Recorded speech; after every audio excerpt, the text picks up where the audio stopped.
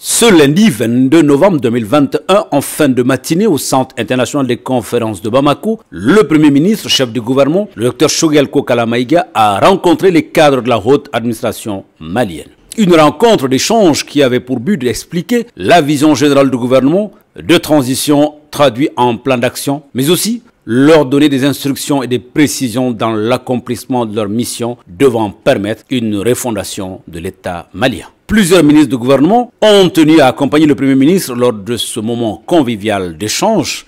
De nombreuses personnalités étaient également de la partie, notamment le président du panel des hautes personnalités et celui de la commission d'organisation des assises nationales de la refondation. La rencontre a débuté par l'exposé d'ouverture du directeur du cabinet de la primature qui a levé le voile sur les grandes lignes qui vont être abordées par le chef du gouvernement.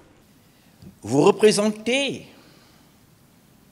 ceux sans lesquels, celles sans lesquelles le service de l'État serait impossible à mener.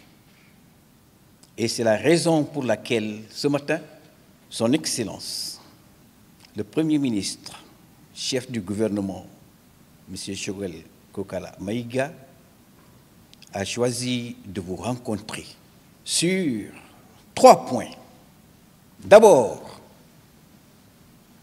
le contenu qu'il compte mettre, qu'il compte donner à la rectification de la transition. Ensuite, le concours qu'il attend de vous pour que la tâche à mener soit un succès. Enfin, quelques mots sur nos relations avec nos différents partenaires. Dans son allocution, le Dr Choguel Maïga a salué 6 grands commis de l'État pour leur engagement quotidien dans la gestion des affaires d'État. Il les a fait part également de la vision du gouvernement et des actions posées dans la mise en œuvre de celle-ci. Pour finir, il a touché quelques mots sur nos relations avec les partenaires, notamment la CEDEAO.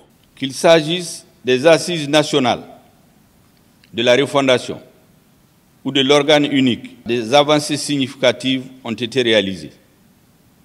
Un chronogramme élaboré, des termes de référence validés des 2 organes, le panel des hautes personnalités et la commission d'organisation installée.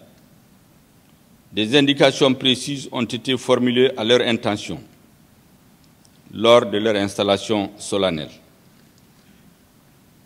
Mesdames et Messieurs de la haute administration d'État,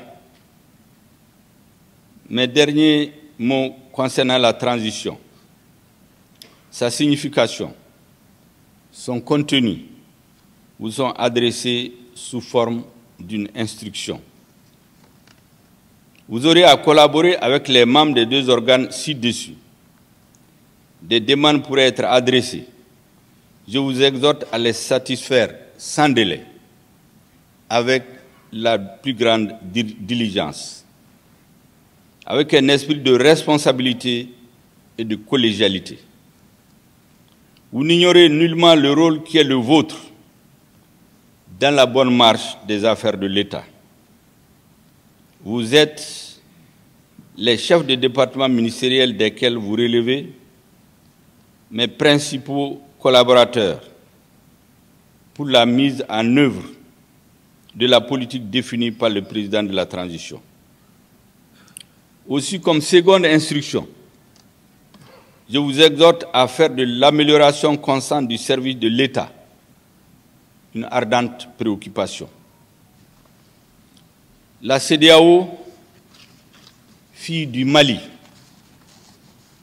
et il faut le rappeler, la CEDEAO est née au Mali. L'initiative de la CEDEAO est venue du Mali en 1975.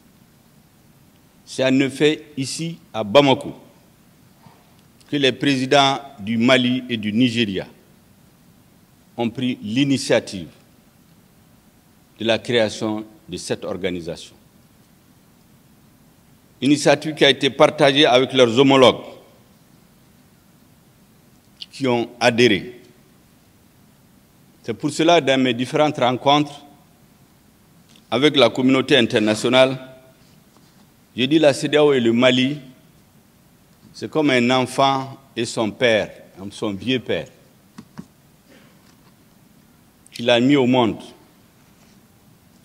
qu'il a élevé, qu'il a nourri, qui a grandi. Le vieux père aujourd'hui est dans les difficultés. Il est malade, il est agressé, il est affaibli, il est tombé, il est même humilié.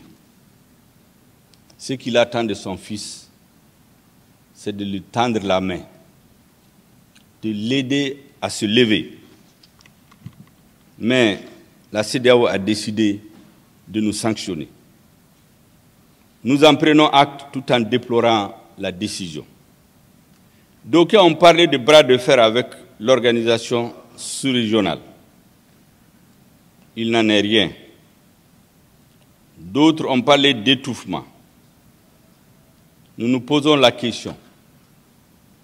Quel intérêt des pays que nous considérons comme des pays frères, quel intérêt ont-ils à nous étouffer, à étouffer notre pays, à créer les conditions de sa déstabilisation? Pour sa part, le doyen des secrétaires généraux de l'administration du Mali a exprimé au nom de ses collègues présents leur soutien à la transition. Quand on parle de refondation aujourd'hui, on est en quête, tout simplement, de nouveaux rapports entre l'État et les citoyens, entre l'administration et les administrés, pour ne pas dire l'administration et les usagers. Pourquoi pas entre l'administration malienne et les citoyens maliens. Donc, je crois qu'on est en phase avec l'ensemble des objectifs qui sont assignés. Vous avez rappelé, Monsieur le Premier ministre, le programme d'action du gouvernement et tout ce qui vient d'être dit ici, noté comme instruction, s'inscrivent en droite ligne, n'est-ce pas, avec ce programme d'action du gouvernement. Et l'administration publique malienne est en phase avec ce programme d'action du gouvernement. On est en phase avec vous, Monsieur le Premier ministre, pour aller sûrement dans la traduction concrète de ce dont le Mali a besoin aujourd'hui.